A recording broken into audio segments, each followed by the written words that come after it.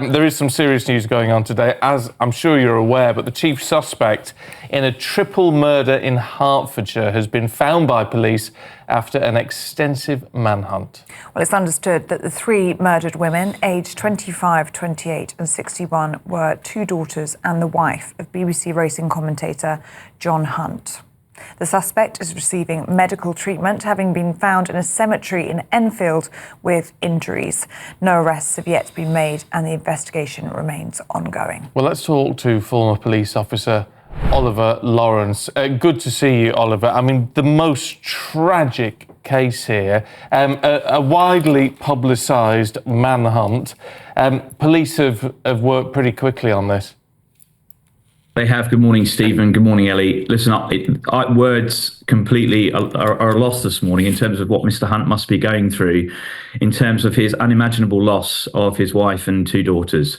A quite tragic set of circumstances. We're just starting to learn the particular details of the traumatic events that those three women would have gone through, and obviously a frantic manhunt by police, which has led to one individual currently receiving treatment, and hopefully police investigations will continue. But an event which would have shaken to the core a local bushy community as a result of these events in the last 72 hours.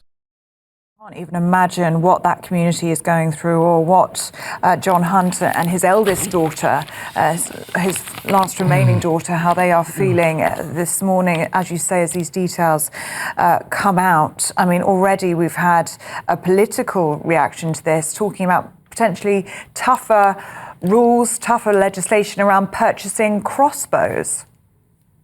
I think, Ellie, the conversation this morning has got to be our serious problem across this country of violence against women and girls. You know, all too often I sit in front of this camera, we have conversations about homicides across the UK involving males who are attacking their female partners, which are leading to these horrific events and circumstances. We know this is a domestic related event. We know that this involves a relationship breakdown and the fallout from that. And we've got to start having serious conversations about accountability, about us acknowledging that we have a significant problem with violence in this country against women and girls, and we've got to put a stop to it. That does have to come from our legislators. Our government have to recognise that. I think they do. I think credit's got to be given to the police in this particular case for the speed at which they moved to bring this individual into police custody, because obviously there was a risk to public safety yesterday. But I think that is where the conversation has got to go today. I think we've got to remember fondly those three women. They have got to be at the forefront of our minds, as has Mr. Hunt, and we've got to start having these serious conversations about how we protect women and girls in our communities across the UK. Yeah, let's just be clear though, this is allegedly a domestic issue, and we don't know we can't say any more than that at this stage. It does seem ridiculous though, doesn't it, that, you know, we're now looking at, you know, ways to legislate against crossbows.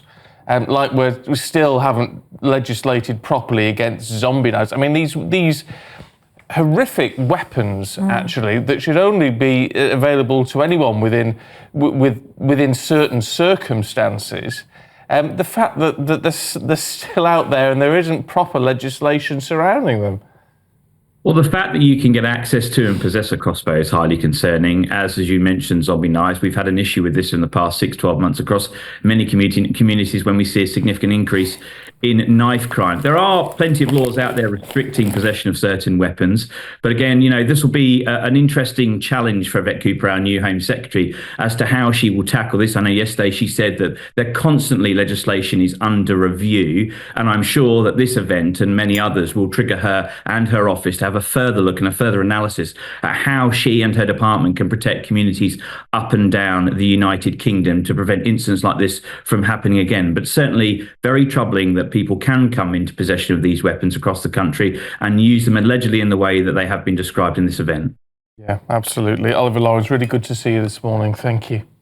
And just on the efforts of the police there that we were touching on, Lou Harris has been in touch saying, I live in Watford. Yesterday was a very surreal day. I think Hertfordshire police deserve credit for their handling of yesterday. This sort of thing doesn't happen here.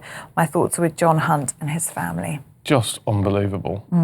Frankly, what they are going through as a wider family now. Just absolutely, is absolutely heartbreaking, horrific. Isn't it? Horrific.